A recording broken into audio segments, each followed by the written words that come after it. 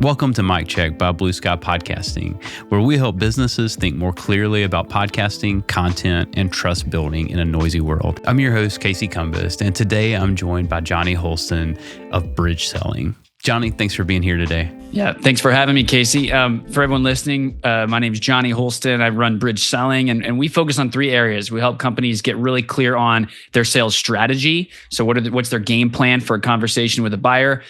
Raising their sales standards, so the level of excellence we bring to conversations with potential buyers, and then staying sharp in the skills. So we call them the three S's: standards, strategy, and skills. And that's where we focus. That's awesome, Jonny. And I've had a privilege to record some reader's guides for you guys and learn a lot about the process.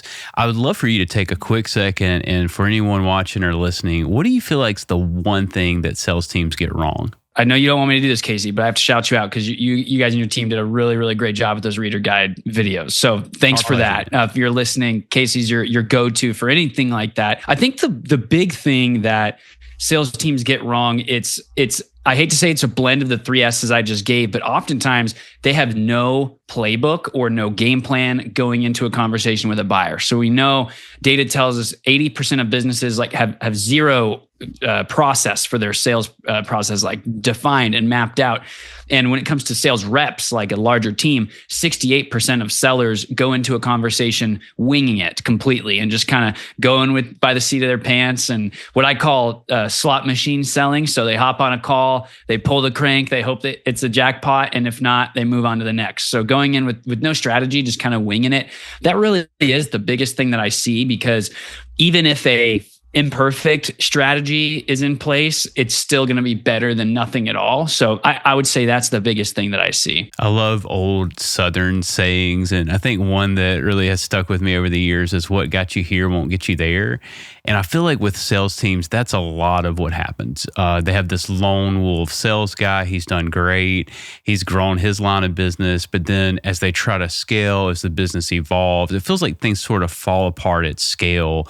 What advice would you have for teams who are growing and they're trying to transition from that 3 to 5 sales team to something that actually makes sense at 50, at 100? I think the what got you here won't get you there is definitely true.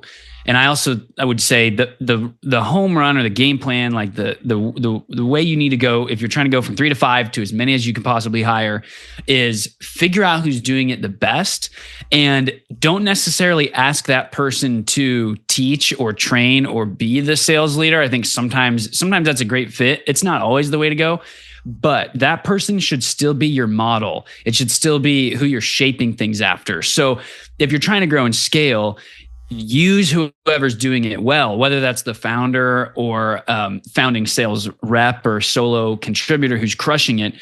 Maybe you don't necessarily ask them to do the training and the teaching, but still model it after them. So use that person as your resource, have them brain dump what they're doing, take what they tell you, and then put it into 5th grade terms or a simple visual or an easy game plan, so that it's not just, hey, go ask Billy Bob what he's doing and try to figure it out. Like still take what they're doing and try to scale that up, because wherever you start a whole bunch of new hires is where their floor is at. So try to make that floor as high as it can possibly be. Absolutely. And this show, I want for businesses to begin to think through what are those, whether it's PR, marketing, however you want to categorize it, what are those things that we want pre-buyers or pre-customers to know about the business before they do hop on that sales call, before they work through your sales system. For you, as you're walking into this business, and this is, I know, a little outside of what you guys do in the daily, but what are you guys seeing on the marketing side that teams are getting wrong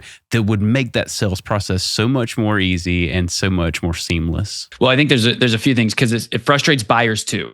When a seller or a sales process is basically a repeat of marketing information. A lot of this is with AI. We have to remember, whether you like it or not, ChatGPT, Claude, Grok, Perplexity, whatever you use, that could essentially be functioning as a salesperson for your company. And because your buyer could be asking that AI platform questions about your company, what you do, are you a good fit? So we have to be prepared for our conversations, knowing there's a very high likelihood that our buyer has already asked 15 questions to ChatGPT or AI coming in. So we have to figure out where's our starting line with that buyer. And we can't just make that initial conversation a repeat of an intake form or a rehash of super generic info that's on a website. So I think to answer on the marketing side, if you have a very defined product, like let's say, for example, you sell a widget, as people would call it, you sell a widget versus like custom proposals. Tell people that, like tell people what the widget is and what it costs. That way, when they meet with you, you save everybody's time and energy. Or if you sell custom things that aren't a widget and everything's different for everyone, say that online. That way, when people get on a call, you're picking up after that point. So that's one thing. And then another sort of like thing on this, kind of on the outskirts of this topic is if you are picking up any consistent themes, like let's say, okay, 5 out of every 10 calls are ending awkwardly because the person's not a great fit and they have no clue what we're doing. Well, then it may be worth it to say, what can we put in our marketing to just like, not have to deal with that at all. Sometimes sales, you have to deal with annoying things, but also like, what can you do to eliminate that? So whether that's coming up with specific phrases or language that you could say in the first minute or two to clean break with someone if it's not a good fit, like that's a way to solve some of those things. But also getting that on the marketing side will stop you from some headaches and heartburn along the way. No doubt. What do you feel like are some beliefs or a belief that needs to be challenged out loud in your industry, Jonny? I don't know how controversial it is, but I really feel it's important. And it's the concept that less is more right now. We're in this age where there are no shortage of AI tools, tech stack, options, just ways to complicate selling and business as a whole. Like it's not just selling. And I think keeping things simple and a less is more approach is more effective. Like we've helped companies go from 5 sales reps to 50 sales reps in like 6 weeks with like a 5-page document and have those people kill it. So I think just because you're small, like keeping things small and simple is a way to win. But also if you're huge, just because you're big doesn't mean things need to be complicated or complex. Those are maybe some of my hotter takes where probably the larger you are and the bigger you want to be, the real work is making it even simpler and even easier to process or digest or build a process for that company. Yeah, and that makes a lot of sense as you're going to scale for sure. Jonny, as we wrap up, what do you feel like one simple action that a business can take this week to be more credible in their market? Practice your selling before you're getting on a call with a buyer. So if you have a team member and you can role play something with them, or if there's a part of your sales call that you are uncomfortable with, maybe that's naming your price or talking about different packages or overcoming a tough question, practice that before you are in the game with the buyer.